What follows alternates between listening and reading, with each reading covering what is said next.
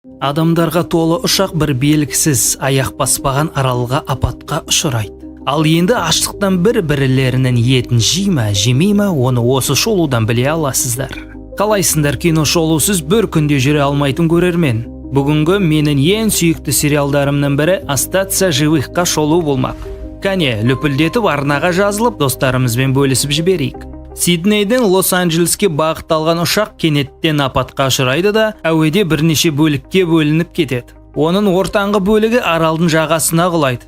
Ал аман қалғандар қолдарынан келгенше адамдарды құтқаруға тырысады. Түнде олар орманнан шыққан оғаш қатты дыбыстарды естиді және бірдене ағаштарды тамырымен жұлып жатқанын көреді. Аман қалушылар үрейленеді. Бұл немене бәле екен? Дәу аю ма немесе бір дәу бірдене болар әйтеуір деп. Таңертең басты кейіпкерлер бір жолын тауып, көмек шақыруға белгі беру қажет екенін түсінеді. Мықты рация ұшақтың кабинасында болған, ал ол жақын маңдағы джунглиге құлаған. Дәрігер Джек, бұрынғы әнші Чарли және қашқын қылмыскер Кейт ұшақтың алдыңғы бөлігін іздеуге аттанады.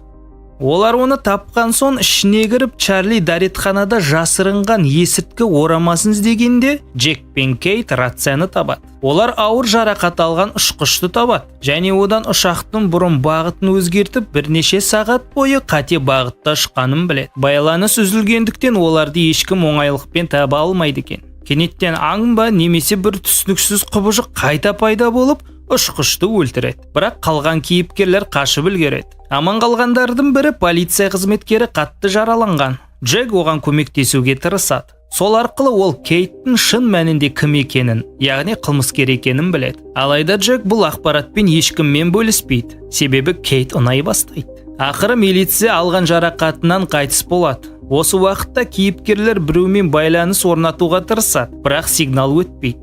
Сайт бұрынғы әскери адам ретінде жоғарыға көтерілу керек екенін түсінеді де, басқа аман қалғандармен бірге джунгли ішіне жол тартады. Жолда оларға ағаю шабуыл жасайды, бірақ Сойер оны милицияның заттарынан тапқан тапаншамен атып тастайды. Олар биік жерге жеткен соң рацияны қосады, бірақ байланыс орната алмайды. Себебі бір дауыстық сигнал үзіліссіз қайталанып, осы аралдан шығып жатыр. Ол француз тілінде жазылыпты. Ал Шеннон есімді қыз оны аударады. Белгісіз әйел осы хабарламада аралда жалғыз қалғанын, ал қалғандарын бірдене өлтіріп кеткенін айтады. Сайт сигналдың 16 жыл бойы үздіксіз беріліп тұрғанын анықтайды. Ұшақ апатына дейін Джон Лок қарапайым менеджер болып жұмыс істеген және жүре алмайтын. Дегенмен, ол әрдайым Австралияға саяхат жасауды армандайтын. Лок жағалауда есін жиғанда жүре алатынын байқайды. Осыдан кейін ол бұл аралға келуді тағдыр деп қабылдайды. Біраз уақыттан соң аман қалғандардың тамағы таусылады. Сондықтан Лок өмір бойы аңшылыққа қызыққан адам аң аулауға кетеді. Джунглиде ол әлгі құбыжықпен кездеседі, бірақ белгісіз жау оған шабуыл жасамайды. Бұл жағдай Локтың аралдың ерекше екеніне сенімі арттыра түседі. Аңшылықтан оралған соң ол ешкімге көргені жайлы айтпайды. Джек қайтыс болған әкесінің елесін көре бастайды. Бұрын ол Австралияға әкесінің ішімдікке салыну салдарынан қайтыс болғанын естіген соң келген еді. Джек әкесінің мәйіті бар табытты ұшаққа салған болатын, бірақ аралдан оны таба алмайды. Галлюцинациялар күшейіп, Джек есінен алшып бара жатырмын деп ойлайды. Алайда Лок оған осы елестерге еріп тыңдауға кеңес береді. Себебі арал оған бірдене айтқысы келіп тұр деп сенеді. Сол кезде аман қалғандарда таза суда таусылады. Не істеу керегін ешкім білмейді. Ақыры Джек елестердің жетегіне еріп, ішінде бұлағы бар үңгірді табады.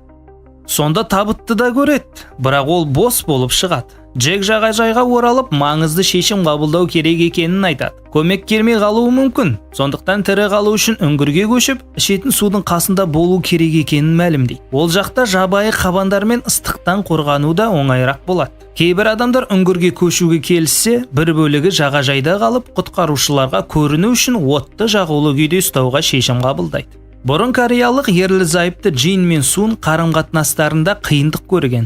Себебі Джин әйелінің әкесінің қарамағында жұмыс істеп, лас істермен айналысқан. Сун күйеуінен қашып кеткісі келген, бірақ соңғы сәтте райынан қайтып, бірге ұшаққа отырған. Аралда олар басқа аман қалғандармен тіл табысу жағынан қиындық көреді. Өйткені ағылшын тілін білмейді. Алайда кейін белгілі болғандай, Сун күйеуінен жасырын түрде ағылшын тілін үйреніп жүрген екен. Бір күні Джин Майкл есімді аман қалғанға шабуыл жасайды. бірақ ешкім олардың арасында не болғанын түсінбейді. Сун Майклға құпиясын ашуға мәжбүр болады. Күйеуі оны сағатын ұрлады деп ойлаған, ал шын мәнінде Майкл сағатты тауып алып, ол ешкімдікі емес деп ойлаған. Джиннің агрессиясынан кейін оны кісенмен байлап қояды, бірақ ақырында Майкл оны босатады. Аман қалғандар үңгірде тіршілік құруға кірісіп кетеді. Олар сол жерде ер мен әйелдің өте ескі екі мәйітін және бір ақ, бір қара тастары бар қалта табады. Ал бұл адамдардың кім екенін тек 6 маусымда белгілі болады. Чарли ұшақтан алған есірткіні қолдануды жалғастырып жүреді, ал Джон Лок мұны байқап қояды. Ол жігітке бұл әдетінен бас тартуды ұсынады. Оның орнына жақында тапқан гитараны сыйға беруге уәде етеді. Чарли ән айтуды қатты сағынады, сондықтан келіседі. Десек те көп ұзамай оның бойын есірткіге тәуелдіктен туындайтын ауырсынулар билеп, Локтан есірткісін қайтарып беруін өтінеді. Соған қарамастан Чарли ақыры бұл тәуелдікті жеңе алады. Сайт әскери маман ретінде техникадан жақсы хабардар. Ол француз әйелінің сигналын қайдан беріліп жатқанын анықтағысы келеді. Осы мақсатта 3 антенна құрастырып, оларды ара қашықтығы бар жерлерге орнатып, сигнал көзін табуды жоспарлайды. Бұл әрекетті бір мезгілде орындауға жет болғандықтан, ол басқа кейіпкерлерден көмек сұрайды. Алайда ең маңызды сәтте біреу сайтты есінен тандырып, жабдықты сындырып, сигналдың қайдан беріліп жатқанын анықтауға кедергі жасайды. Сойер өткен өмірінде алаяқ болған және аңқау адамдарды алдап ақша тапқан. Бала кезінде оның отбасында осындай алаяқ бұзып, соның салдарынан әкесі анасын кейін өзі өлтірген. Сойер өмір бойы сол алаяқты іздеген, алайда уақыт өте келе өзі дәл сондай адамға айналғанын байқамай қалады. Негізінде оның есімі басқа, ал Сойер деген ол өзіне қойған бүркеншік аты. Аралда ол ұшақ сынықтарынан көптеген пайдалы заттарды жинап алып, оларды аман қалғандарға әртүрлі қызметпен тамаққа айырбастайды. Бір күні Шеннонның астма ұстамасы ұстайды, ал оның өгей ағасы Бун Сойердің заттарынан ингалятор іздейді. Осы үшін Сойер оны соққыға жығады. Джек пен Саид бұл дәрі Шеннонның өмірі үшін маңызды екенін түсініп, амалсыз Сойерді қинауға мәжбүр болады.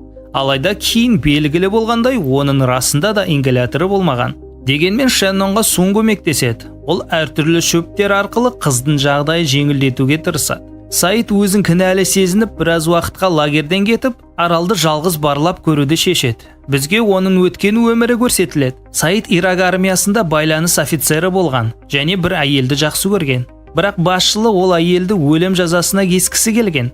Саид оны құтқарып қалады. Кейінірек оның базасын ақш әскері басып алады. Сосын Саид сұруымен жұмыс істей бастайды. Яғни азаптаумен айналысады. Әскери қызметін аяқтаған соң сүйіктісінің қайда екенін біліп, оған жол тартады. Бірақ ұшақ апатына ұшырап, аралға тап болады.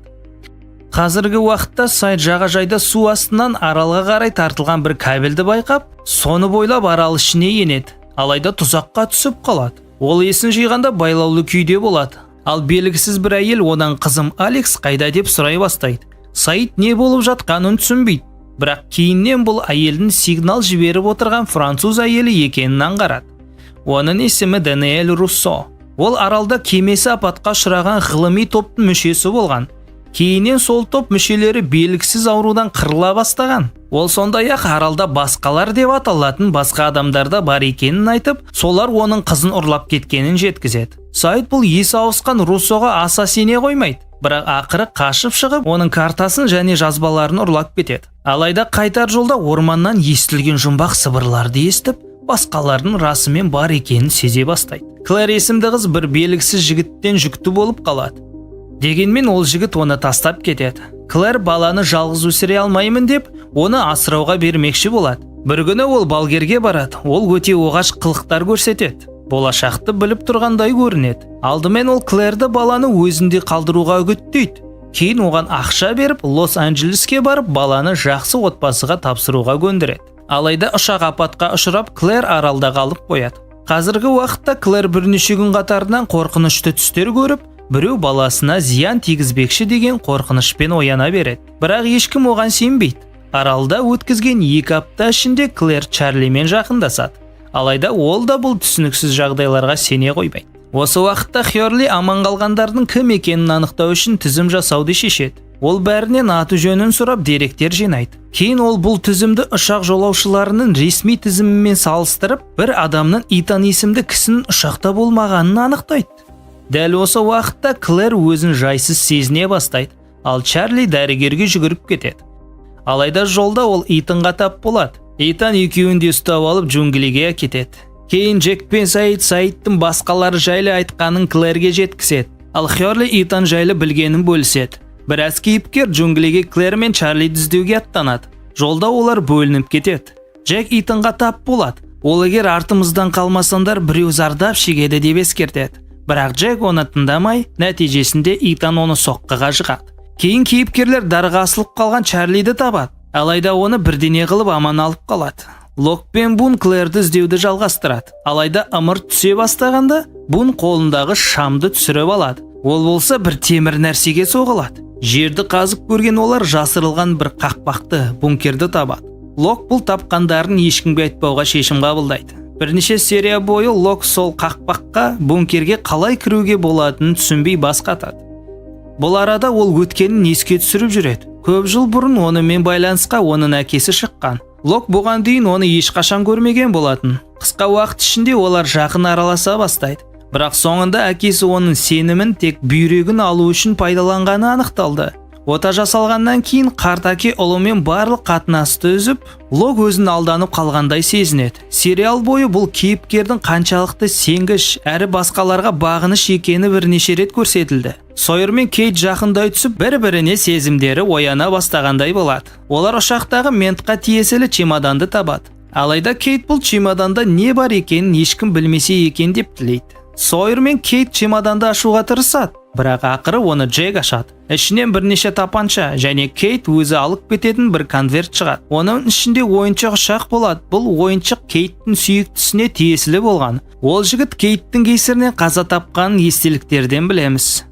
Бун мен Лок қақпақты қалай ашуға болатынын түсінуге тырысып жүргенде, Саид Шенноннан Руссоның карталарындағы жазбаларды аударуға көмектесуін сұрайды. Аударманың пайдасы тимегенмен Саид пен Шеннонның арасында романтикалық қарым-қатынас орнай бастайды. Көп ұзамай Лок Саидке компас сыйлайды. Ал Саид бұл компаста көрсетілген солтүстік бағыты дұрыс емес екенін байқайды. Алайда олар бұған түсінікті себеп таба алмайды. Кенеттен джунглиден Клэр шыға келеді. Ол ұшаққа мінген сәттен бастап ештеңе есінде жоқ. Ол Чарлиді мұңайтады. Өйткені Клэр олардың арасындағы қарым-қатынасты да ұмытып қалған. Таңертең Итан пайда болып, егер Клэйді қайтармаса, оларды бір-бірлеп өлтіретінін айтып ескертеді. Және ол айтқанын орындай бастайды. Ертеңіне кейіпкерлер чемодандағы қаруды пайдаланып, Итанға қақпан құруға шешім қабылдайды. Олар Клэрді тұзаққа арналған құрал ретінде пайдаланады. Ақыры Итанды ұстайды. Джек оны жауапқа тартқысы келеді. Бірақ Чарли шыдай алмай, бұрынғы істегендері үшін Итанды атып өлтіреді. Бұдан кейін біз Майклдың өткенін көреміз. Анықталғандай, ажырасқаннан кейін оның әйелі ұлын Уолтты алып, Австралияға кетіп қалған. Бірнеше жылдан кейін әйелі қайтыс болып, оның қазіргі күйеуі Майклмен байланысқа шығады. Ол баланы өзіне қалдырғысы келмейді. Себебі Уолт өте ерекше бала. Оның жанында бір түрлі тіпті түсініксіз оқиғалар жиі болады. Майкл Австралияға барып, өз ұлын алып, Лос-Анджелеске ұшып келе жатқанда ұшақ апатқа ұшырайды. Аралда Майкл Уолтпен қарым-қатынасын түзегісі келеді, бірақ бұл оңайға соқпайды. Дегенмен ол қол қусырып отырғысы келмейді және аралдан қашып шығу үшін сал жасауға кіріседі. Осы кезде Джин Сунның ағылшын тілін білетін және бұрын күйеуінен кетіп қалғысы келгенін біледі. Ол бұл жағдай үшін өзін кінәлі сезініп, Суннан кетіп қалады. Кейін Джин Майклға сал жасауға көмектеседі. Бұл әрекеті арқылы ол әйелінің алдында өз кінәсін жуғысы келеді. Кейін Хёрлидің де өткенін білеміз. Ол психиатрлық ауруханада емделген және сол жерде үнемі бірдей сандарды қайталай беретін. Бұл сандар 4, 8, 15, 16, 23 және 42. Емделіп шыққан соң Хёрли осы сандарды лотереяға салып көреді және 100 миллиард теңге ұтып алады. Алайда осыдан кейін оның айналасында түрлі оғаш, бақытсыз оқиғалар бола бастайды. Өзі аман жүрсе де, айналасындағы адамдарға бірінен кейін бірі қиындықтар келе береді. Осыдан соң ол бұл сандардың қарғыс атқанын және дәл сол себепті ұшақ апатқа ұшырағанын ойлай бастайды. Көп ұзамай Хёрли Руссоның карталарынан сол сандарды байқап, француз әйелін іздеуге аттанады. Ақыры оны тауып, Руссо оған былай дейді: бастапқыда бұл сандар үздіксіз қайталанатын сигнал түрінде аралдан шығып тұрған. Руссоның адамдары осы сигналды зерттемек болғанда апатқа ұшыраған. Кейін олар аралдағы бір мұнараны тауып, сол жерде белгісіз ауруға шалдыған. Кейін Руссо сол сигналды өшіріп, қазіргі кейіпкерлер естіп жүрген апат сигналын ауыстырған. Руссо Хёрлидің бұл сандар қарғысатқан деген ойымен келіседі. Хёрли бұл сөздерден соң жынданып кетпегеніне қуанады, бірақ ол әлі білмейді. Лок пен Бун ақырындап қазып жатқан бункердің сыртында дәл сол сандар ойылып жазылғанын. Бунның шыдамы таусыла бастайды. Өйткені қақпақты қалай ашуды таба алмай жүр, бірақ Лок аралдың өзі бізге жол көрсетеді деп сенеді. Көп ұзамай Лок бір түрлі түс көреді, және бұл олардың джунглидегі бір ұшақты табуы керек екенін ұғады. Бун екеуі оны табады. Ұшақ биік ағаштың үстінде ілініп тұр. Бун ұшақтың ішіне өрмелеп кіреді де, онда Мария Мадонна бейнеленген бірнеше мүсіншені табады. Бұл мүсіншелердің ішінде тыйым салынған заттар, есірткі жасырылған болып шығады. Ұшақ контрабандисттерге тиесілі болған екен. Бун рация арқылы байланысқа шығып көреді, және тіпті біреуден жауапты алады. Бірақ кенеттен ұшақ құлап кетеді. Лок қатты жараланған Бунды арқасына салып лагерге алып келеді, бірақ тым кеш болады. Ақыры Бун көз жұмады. Лок қайтып келіп ашуға булығып, люктің есігін ұрып, не істерін білмей тұрғанда, ішінен кенеттен жарқыраған жарық пайда болады. Қалған кейіпкерлер Локтың Бунын өліміне кінәлайды. Ал Сайд шын мәнінде не болғанын анықтағысы келеді. Ол Локпен бірге апат болған ұшаққа барады, және Локтың өтірік айтпағанына көз жеткізеді. Бірақ сол кезде Сайд Локтың бұрын антенна орнатып жүргенде өзін бастан ұрғанын есіне түсіреді. Лок бұл әрекетін бәрімізді құтқару үшін істедім деп түсіндіреді. Себебі дәл сол жерде Руссоның адамдары белгісіз дертке шалдыққан болатын. Сайд Джекпен өзін бункерге алып баруын талап етеді. Себебі Бун өлер алдында осы бункер туралы айтып кеткен. Лок оларды сонда апарады, және бәрі оны ашу керек деп шешеді. Сол уақытта Клэрдің толғағы басталып кетеді. Ол үңгірлерге жетіп үлгермей тура джунглиде босанып қалады. Бақыттарына орай сәби аман-есен дүние есігін ашады. Бірнеше күннен кейін жағажайға Руссо келіп, қара түтіннің пайда болғанын, және бұл қауіптің белгісі екенін ескертеді. Ол бұл жағдайды өз тобында да болғанын, содан кейін басқалар келіп, оның қызы Алексиді алып кеткенін айтады. Осы себепті Руссо сәбиді қорғауға көмектескісі келеді. Бас кейіпкерлер қақпақты ашып, басқалардан тығылатын қауіпсіз орынға айналдыруды ойластырады. Руссо оларға қай жерден жарылғыш зат табуға болатынын айтып береді. Содан олар кемеге қарай бет алады. Жолда оларды тағы да сол бастапқы эпизодтарда кездескен құбыжық шабуылдайды. Руссо оның аралдың қорғаныс жүйесі екенін айтады. Біраз уақыттан соң көрермен бұл құбылыстың нақты бейнесін көреді. Ол жай ғана қою қара түтін, бірақ ол адамдарды ұстап жоюға қабілетті. Кейіпкерлер одан аман-есен құтылады және джунглидің тереңінде орналасқан ескі ағаш кемеге жетеді. Руссо оларды тастап кетеді, ал қалғандары кеме ішінен динамитті абайлап алуға тырысады. Бір адам сол жерде қаза табады, ал қалғандары жарылғышты мұқият тасып алып қайтады. Осы кезде Руссо жағажайға жетіп, Клэрдің баласын ұрлап кетеді. Қалған кейіпкерлер оның соңынан жүгіреді. Жолда Чарли бұрынғы тыйым салынған заттарға толы ұшаққа тағы да кезігіп қалады. Сайд пен Чарли түтін шыққан жерге жетеді, және сонда Руссо мен баланы табады. Әйел өзінің баласын басқаларға айырбастап алу үшін ұрлағанын айтады. Олар Алексиді көп жыл бұрын алып кеткен болатын. Джунглиде ол біреулердің сыбырлағанын естіп, олардың ұл баланы аламыз деген сөздерін естіген. Бірақ ешкім келмеген. Ақыры Руссо сәбиді қайтарады, және кейіпкерлер оны Клэрге апарып береді. Сол арада Майкл, Уолт, Джин және Сойер салын суға түсіріп, сапарға аттанады. Біраздан соң олар радар қосып, жақын маңнан белгі байқайды. Олар сигналды ракета атқылап жібереді. Көп ұзамай қайық пайда болады, алайда бұл құтқарушылар емес еді. Қайықтағы адамдар кейіпкерлердің аттарын атап, қару кезеп, ұл баланы біреуді талап етеді. Ақыр олар Уолтты алып кетеді. Кейіпкерлер мінген қайықты жарып жібереді, ал Джин, Майкл және жараланған Сойер суға түсіп кетеді. Осы сәтте Лок, Джек, Хёрли және Кейт бункерге жетіп, жарылғышты орналастырады. Хёрли кенеттен қабырғада өзіне таныс сандарды байқап қалып, бәрін тоқтатуға тырысады. Бірақ тым кеш, жарылыс орын алады. Кейіпкерлер ішке үңілгенде бұзылған баспалдағы бар туннелді көреді. Осымен бірінші маусым аяқталды. Басты кейіпкерлер сәл көтендері түсіп, бункерге түсу керек пе, жоқ па деп дауласып қалады. Әркім өз ойын таразылап көру үшін бөлініп кетеді. Біраздан кейін Лок пен Кейт арқан алып қайта оралады. Қыз төменге түсе бастағанда, жарқ еткен жарық жанып, ол көзден ғайып болады. Бұны көрген Лок болса артынан түсуге бел байлайды. Ішке кірсе кәдімгідей нәм бункер бар екен. Қабырғасында аққуға ұқсас белгімен Дхарма деген жазу бейнеленген. Сол сәтте оған бір еркек мылтық кезеп тұрады. Аты Дезмонд. Басында ол Локты өзін ауыстыруға келген адам деп ойлайды. Бірақ Лок құпия сөзді айта алмай қалады да Дезмонд оларды жау санай бастайды. Бір кезде қақпаққа Джек келіп, ол да төменге түседі. Ол жерде дөңгелекке ұқсас бір нәрсені көреді. Кенеттен Лок шыға келеді, ал Дезмонд оны қаруымен ұстап тұр. Джек Дезмондты бірден таниды. Оны бұрын бірнеше жыл бұрын Лос-Анджелесте көрген екен. Сол кезде Джек өте ауыр ота жасап жатқан. Науқас болса, кейіннен оның қатыны болып кеткен әйел еді. Сол отаның алдында Джек қатты қиналған. Ота сәтсіз болайын деп тұрған. Ол бір сәтке тынығып қайтпақ болып стадионға барған екен. Сол жерде жүгіріп жүрген Дезмондты кездестіреді. Екеуі аз-маз әңгімелесіп, Дезмонд Джекке мотивация беріп шабыттандырады. Қазір енді бәрі қарудың ұшында тұрғанда Дезмонд оларға қарап, сендер ұшақ апатынан тірі қалғансыңдар ма деп сұрайды. Осы кезде байлаудан босаған Кейт кіріп келеді де Дезмондты бір ұрып құлатады. Сол сәтте Дезмондтың саусағы шүреппеде тұрған байқаусыздан атып жібереді де оқ компьютерге тиеді. Ол дереу айқайлап, егер мына компьютерді жөндемесек, бүткіл әлем құриды дейді.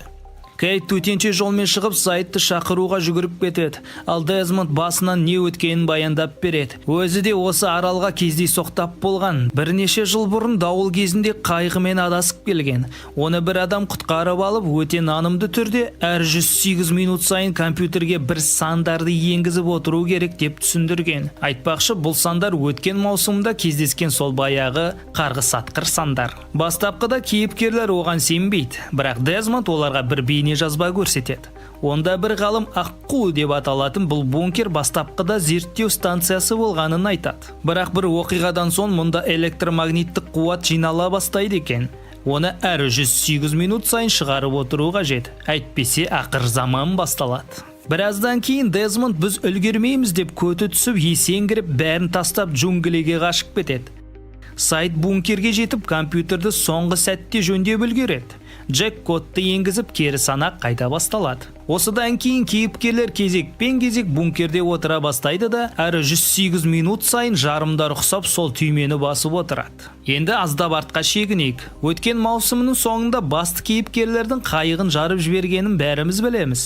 Олар суға түсіп кетеді. Бірақ Джин ізім-ғайым жоқ. Майкл мен жаралы Сойер біраз уақыт судың бетінде жүзіп жүреді. Бір кезде жағалаудан Джиннің басқалар деп айқайлаған дауысын естиді. Сол сәтте бір топ адам шығып, басты кейіпкерлерді ұрып жығады. Оларды бір шұңқырға қамап, кім екендерін сұрайды. Кейіпкерлер өздерінің ұшақ апатынан аман қалғанын айтқанда ғана оларды босатады. Сөйтсе, бұлар да тірі қалғандар екен.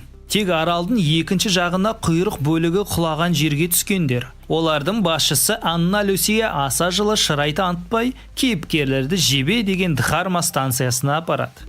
Сол жерде Либи есімді қыз олармен не болғанын баяндап береді. Бастапқыда олар 23 адам болған.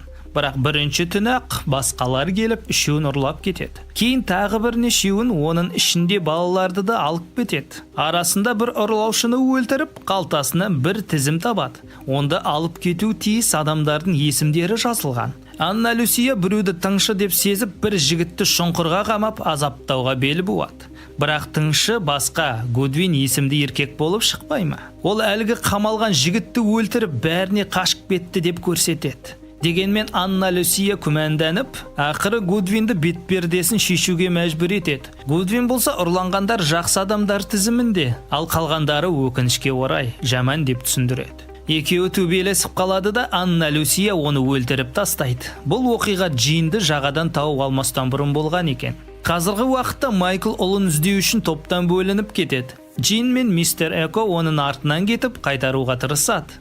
Бір кезде Эко тығылыңдар дейді. Олар мүлдем дыбыссыз, жалаң аяқ, жыртық киімді адамдардың жанынан өткендерін көреді. Кейін олар Майклды тауып қайтаруға көндіреді, ал Сойердің жарасы асқынып кетеді. Басында оны тастап кеткісі келген, бірақ Майкл дәрігер Джек емдейді деп көндіреді. Жолда бір қызды басқалар ұрлап кетеді.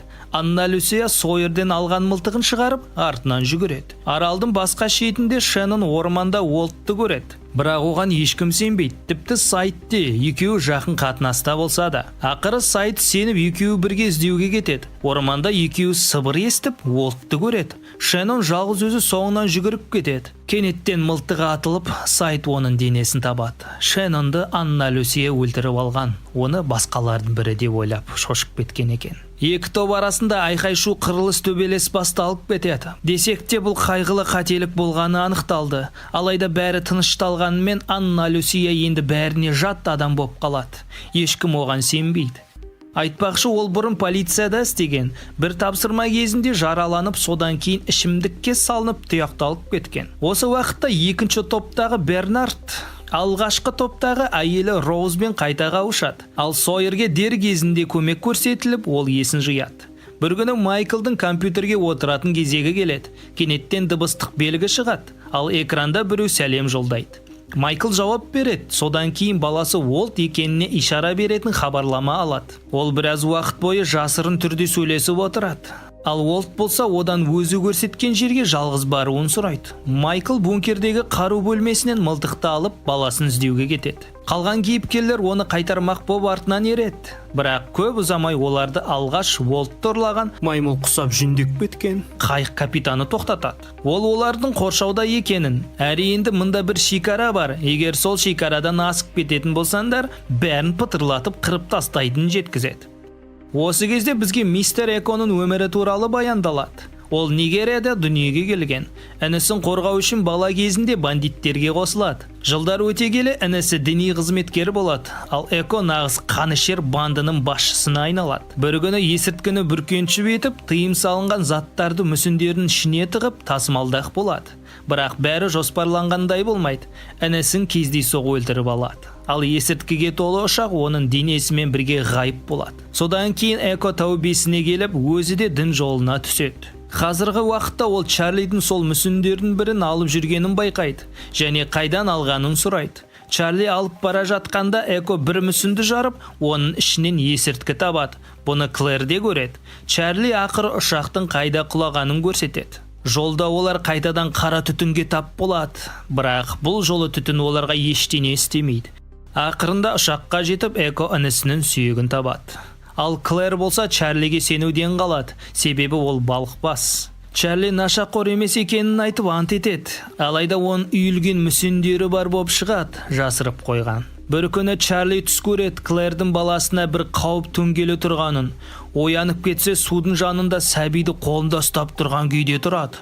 Мистер Экомен сөйлескен соң баланы шомылдырып қырқысынан шығарып шілдехана бесік той керек деп шешеді. Сонда ғана сәби аман болады деп сенеді. Бірақ бәрін бүлдіріп алады. Баланы ұрлап кетпек болғанда Логоны оңдырмай сабап тастайды. Сонымен қатар Логоның жасырын мүсіндерін тауып алып тартып алады. Серияның соңында Клэр өзі мистер Экодан баласын піштіруді сұрайды. Басқа аман қалғандар басқаларға қарсы тұру үшін адамдарды по понятиям общаться етуді үйрету керек дейді. Бірақ бәрі бұл оймен келіспейді. Әскери сарбаздар құрғылары келмейді. Осы арада белгісіз біреу суынды ұрлап кетпек болады. Бұл топтың ішінде үлкен кикілжін тудырады. Кімге қару сеніп тапсырылу керек, қайда сақтау керек деген сияқты. Соңында Сойер бәрін алдын ала жоспарлап, барлық қаруды өзі алып, өзін бұл жердің смотрящиймін деп жариялайды. Бұл оның өш алу әрекеті, себебі ол қайықпен кеткенде оның заттарын адамдары бөліп алған.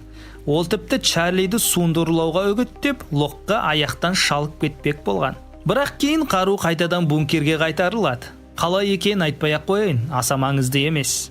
Сайт джунглиде Русоны жолықтырады. Ол Сайтты бір тұзаққа түскен еркекке ертіп апарады. Бұл басқа жақтан келген дейді. Сайт оны бункерге алып келеді де қоймаға қамап қояды. Артынан оны тергей бастайды. Әлгі еркек өзін Генри деп таныстырады. Қатынымен бірге әуе шарымен келгенін, ал әйелі сырқаттанып өліп, оны көміп тастағанын айтады. Генри өте сенімді сөйлейді. Кейбіреулер оны шын айтады деп ойлайды. Бірақ Сайт сенбей, оның әңгімесін тексеруге аттанып, әлгі айтқан жерден қабірде тауып алады. Бункерде тірі қалғандар азық-түлік тауып алады. Хёрлиге осыны әділ бөлуді тапсырады. Бірақ ол бәріне жетпейтінін түсініп, ертеме кешпе бәрі оны жек көріп кететінін сезеді. Сондықтан бәрін бірден таратып береді. Біраз уақыттан соң ол мен Либидің арасында бір жылулық пайда болады. Әйел өзін психологпын дейді. Бірақ шындығында ол Хёрлимен бірге бір психбольницада жатқан екен. Хёрли ол жерге шизофрениямен түскен. Оның басындағы елес тосы оны тәтті жей беруге итермелейтін. Кейін аралда бункердегі тамаққа қайтадан обырланып кіріскен. Бірақ Либи оған көмектесіп, қалыпты тамақтануға қайта оралтады. Бірақ көп ұзамай аспаннан дыхарма азық-түлік салынған үлкен PUBG ойындағыдай айырдроп тастайды. Демек әлі біреу аралмен байланысты. Кейіпкерлердің өткен өміріне шолу жасап өтсек. Кейт анасына зорлық көрсеткен өгей әкесін өлтіріп қашқан, бірақ анасы оны кешірмеген. Сайд Иракта әскери қызмет атқарып, кейін американдықтарға жұмыс істеген, ауыр азаптауларға қатысқан. Сун мен Джин бала сүйгілері келді, бірақ Джин бедеу екенін білді. Сун күйеуінен жасырын көзіне шөп салады, кейіннен ол жүкті екенін біледі, бірақ кімнен екеніне сенімді емес. Соған қарамастан Джинге 2 қабат екенін айтады. Роуз апатқа дейін ракпен ауырған, бірақ аралда өзін сау сезіне бастайды. Күйеуі Бернард бастапқыда аралдан кеткісі келген, бірақ әйелінің жағдайы жақсарғанын көріп қалып қоюды шешеді. Клэрдің сәбиі денесінде белгісіз бөртпе шығады. Руссо баланың инфекция жұқтырғанын айтады. Клэр есін жиып, бұрынғы естеліктерін еске түсіреді. Ол өткен маусымда ұрланған кезде бір бункерге апарылған екен. Онда дәрілермен есінен адастырып босануға дайындайды. Барлығы сыпайы дәрігерлер болған, соның ішінде Эйтан да бар. Бір күні Алекс есімді қыз көмектесіп, оны қашырып жібереді. Бірақ Клэр дәрінің әсерінен нақты қауіп қайдан екенін түсінбей қарсылық танытады. Осы кезде Руссо пайда болып, оны ұрып есінен тандырып, аман қалғандар лагеріне жеткізеді. Қазір Клэр сол вакцинаны іздеуге бел буады. Ол Руссо және Кейтпен бірге жолға шығады. Бірақ бұл станция баяғыдан-ақ иесіз қалған. Ал оның белгісі бір аяғы бар таяқ ұстап тұрған шал деген символ екен. Әйелдер іздеген вакцинаны таппайды да кері қайтады. Қайтатын жолда Кейт бір қорап тауып алады. Ішінен былғаныш киімдер, жапсырма сақал, крем шығады. Осылардың көмегімен басқалар қарапайым жабайы болып киініп, адамдарды алдап жүрген. Сол киімдердің арасында Клэр іздеген вакцина да бар болып шығады. Кейт соны беріп, екеуінің арасы бір шама дұрыстала бастайды. Чарли болса ақыры сол бәле болып жүрген мүсіндерін теңізге лақтырып көзін құртады. Сол кезде Сайд пен басқалар Генри деген тұтқын айтып жүрген әңгіме рас па, соны тексеріп жүрген болатын. Ал ол бәле Джек пен Локтың басын қосып бірі-біріне айдап салып ойнап жүр. Бір күні Лок бункердегі колонкалардан бір түрлі қырылдаған дыбыс естиді де, кенет дабыл қосылып, герметикалық есіктер жабылып қалады. Компьютерге жету мүмкін болмай қалады, ал уақыт болса өтіп барады. Лок амал жоқ, Генриді босатып, вентиляциядан еңбектеп кіріп, тұтқаны басуды сұрайды. Генри шапшаң қимылдап, тұтқаны дер кезінде басып үлгереді. Лок қысылып жатқан кезде кенет ерекше лампа жанып кетіп, қабырғада дыхарманың басқа станциялары бар карта жарқ етіп шыға кетеді. Бірақ осы эффектіні қайталауға кейін ешқайсысы қол жеткізе алмады. Дәл осы кезде Сайд пен басқалар қайтып келеді. Олар айтқандай Генридің айтып жүргені рас. Расымен де әуе шары бар, қабірде бар. Бірақ Сайд бұған оңайлықпен сене қоймайды. Бұл жерде бір гәт барын сезеді. Содан не керек, қабірді қазып қарайды да сол жерде құжаттарды табады. Сөйтсе шын Генри баяғыда өліп қалған. Ал мынау біреудің атын жамылып алған басқалардың адамы екен. Тағы да қыспаққа алып сұрайды, бірақ ол айтсам өлтіреді деп тұтығып отырады. Бірақ Локты азғыра бастайды. Бұл бункер тұтқа, бәрі жай әшейін эксперимент ойын дейді. Локты миын ашытып, тұтқаны баспай-ақ қой дегенге дейін жеткізеді. Анна Люсия Генриді жеке тергейді, бірақ ол кенеттен үстіне ұмтылып, тұншықтырып өлтіре жаздайды. Абырой болғанда Лок араласып құтқарып қалады. Бұрын Анна Люсия полицияда істеп жүргенде оқ тиіп жараланған болатын. Содан кейін оны атқан адамды тауып алып жазасыз атып тастаған екен. Осы оқиға оны іштей жегідей жегізіп, қатыгез адамға айналдырған. Осы жолы да ол Генриден өш алмақ болып, сойырды азғырып, одан тапаншаны ұрлап алады. Сол уақытта Джек пен Кейт басқалармен шекаралас жерге барып, Генриді отқа айырбастамақ болады. Бірақ орманнан күйіп жанған Майкл жүгіріп шығады. Бәрі оралып, оны тыңдайды. Майкл, басқалар көп емес, жағдайлары да нашар. Уолтты құтқарайық деп үгіттейді. Алайда барлығы кеткенде Майкл жалғыз қалады. Анна Люсия келеді де, ол Генриді өлтіре алмағанын айтып, көмектесші дейді. Майкл жарайды деп тапаншаны алған бетте байғұс Анна Люсияны атады. Сол сәтте не в то время, не в тот час Либиде келіп қалады. Ол куә болып қалады ғой деп оның да көзін жойып жібереді. Артынша өз-өзін жарақаттап барлығын Генридің мойнына жабады. Лог осы арада бұрын көрген картаны еске түсіруге тырысады. Ал мистер Эко түс көреді, түсінде оған Логқа көмектесу керек деген белгі келеді. Екеуі сол сұрақ белгісін табуға жолға шығады. Ақыры ұшақтың үстіне шығып қараса, жердегі сұрақ белгісін көреді. Ұшақты ысырып тастап, тағы бір жасырын бункерге кіреді. Ол іздеу станциясы екен. Ішінде мониторлар, камералар және отырғышы бар екен. Экранның бірінде өздерінің бункері көрсетіліп тұр. Онда тағы бір бейне жазба табады. Бұрынғы таныс ғалым айтып тұр: бұлар эксперименттің қатысушылары. Сіз тек олардың әрекеттерін бақылап жазып, түтікке салып жіберіңіз дейді. Лог бұған жыны келіп, бәрі алдау екенін түсінгендей болады да, тұтқаны басудан бас тартады. Бірақ мистер Эко керісінше сеніп, енді тұтқаны өзі басатын болады. Сол уақытта жағалауда алыстан бір қайық көрінеді. Кейіпкерлер барғанда ішінде шайтанның сідігіне тойып алған алқаш Дезмонд отыр. Оның да тарихы бар болып шығады. Баяғыда оны армиядан қуып жіберген. Сүйіктісіне қайтуға бет жоқ. Сүйіктісі Пенни, ал әкесі атақты миллиардер Одмер. Әкесі оны адам құрлы көрмейді. Дезмонд өзін дәлелдемек болып әлемдік арқан тартыс жарысына қатысады. Бірақ дауылға түсіп аралға тап болады. Оны біреу құтқарып бункерге апарады. Екеуі кезектесіп тұтқа басып жүреді. Сыртқа шығуға болмайды, вирус бар дейді. Бірақ Дезмонд кейін түсінеді, бәрі өтірік екенін. Келвин оның қайығын тихара жөндеп өзі қашпақ болған екен. Сол үшін екеуі төбелесіп қалады. Алайда байқамай әдейі Келвинді өлтіріп алады. Дезмонд біразға дейін тұтқаны өзі басып жүреді. Бірақ ақырында есі уастанып, өзін өзі өлтірмек болғанда, кенет сырттан біреу бункердің темір есігін ұрғылайды. Ол Лог еді. Өткен маусымдағы оқиға. Содан кейін өмірінің мәні қайта оралады. Қазіргі уақытта Дезмонд түсіндіреді, аралдан кете алмайсың. Не істесен де қайта-қайта осы қарғыс атқыр аралда пайда боласың. Ал Майкл мен Уолттың хикаясы былай. Майкл жолда кетіп бара жатқанда, оны басқалар ұстап алып, лагерге апарады. Олар бір бункерді күзетіп жүреді. Бір әйел келіп, Уолт жайлы сұрақтар қойып, Майклға келісім ұсынады.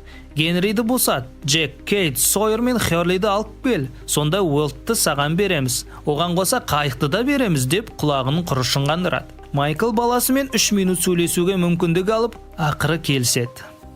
Қазіргі уақытта Майкл жанжал шығарып, тек сол 5 адам ғана бару керек екен деп бәрін көндіреді. Сайд күдіктенеді де Джекке айтады. Екеуі Майкл тұзаққа апарып жатыр деп шешеді. Сайд, Джин және Сун қайықпен басқаларды айналып өтіп, шабуыл жасауды жоспарлайды. Жолда Сун жартастарды алып мүсіннің қалдығын көреді. Аяғында 4 ақ саусақ, бір түрлі екен.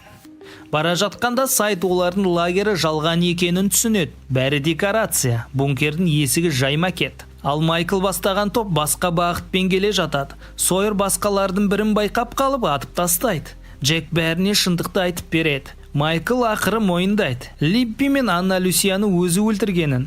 Жолда олар пневматикалық түтік тауып, Энджу станциясына жіберілген журналдарды көреді. Десек те кенеттен бәрінің артынан ұқпыш қылатын ине лақтырып, ұйықтатып тастайды. Естерін жиғанда өздерін байлап тастаған, ауыздарына шүберекті қылған, ал бәріне басшылық етіп отырған кім дейсің? Ол Генри болып шықпай ма? Кенеттен аралдың үстіндегі аспан лап етіп аппақ жарықпен жанып кетеді. Көрсеткен дауыстан бәрі құлақтарын жауып жерге жата қалады. Ал енді артқа сәл шегінейік. Мистер Эко тұтқаны баса беріп кәдімгідей діндар болып кеткен. Бірақ Лог оған бұл істі доғарту үшін қасарысып отыр. Ол есептігішті 0-ге дейін жеткізгісі келеді. Өйткені сенімді ештеңе болмайтынына. Дезмондты да көндіріп, екеуі бірігіп бункердің есігін жарып ашады. Эконы сыртта қалдырып, өздері компьютер тұрған бөлмеге кіріп алады. Сөйтіп екеуі жай ғана отыр. Таймердің 0-ге жетуін күтіп отыр. Бірақ сол кезде Дезмонд бір нәрсе есіне түсіреді. Олардың ұшағы құлаған дәл сәт, сол өзі бірнеше апта бұрын тұтқаны басып үлгермей қалған уақыты екен. Сол кезде компьютер қате шығарып бүкіл жүйеғі тұрған. Ал ол кейінірек комбинацияны жазып бәрін орнына келтірген. Енді Дезмонд ойланбақ, егер тұтқаны баспасақ, шынымен ақыр заман болуы мүмкін ғой дейді. Бірақ Лог оны сабырға шақырады. Ештеңе болмайды, саспа деп. Таймер 0-ге жеткенде экранда бұрынғы сандардың орнына бір түрлі руналар, символдар шыға бастайды. Жүйе шатысып кетеді, бүкіл бункер дірілдеп быт-шыт болады. Металл заттар қабырғаға қарай жабысып, магнит секілді тартыла бастайды. Бәрі қопарылып жатыр. Сол кезде Лог пен Дезмондтың көттері түсіп кетеді. Енді ол жалғыз алма төтенше жағдайда кілтті қолдану.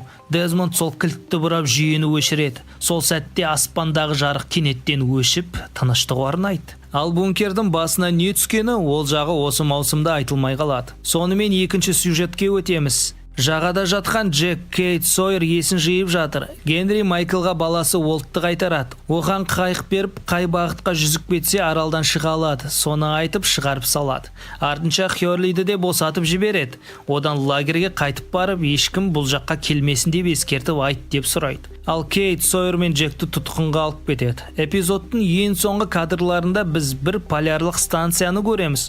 Онда екі ер адам экран қарап отыр. Кенет электромагниттік аномалия анықталды деген хабар түседі. Олар дереу біреуге қоңырау шалады. Ол кім десеңдер Дезмондтың сүйіктісі Пенниге. Ол қыз болса біз деген нәрсені таптық-ау сірә деп жеткізеді. Осылай екінші маусым тәмам болады. Егер бұл кино шоуы ұнаса, жалғасын күтіп жүрсен, міндетті түрде лайк басып, комментарий жазып кетіңдер. Үшінші маусымның тезірек шығуын қаласан, таныстарымен бөлісіп, көп қаралым жинауына үлесіңді қос. Тәтті кино сүйер көрермен. Келесі кездескенше сау бол.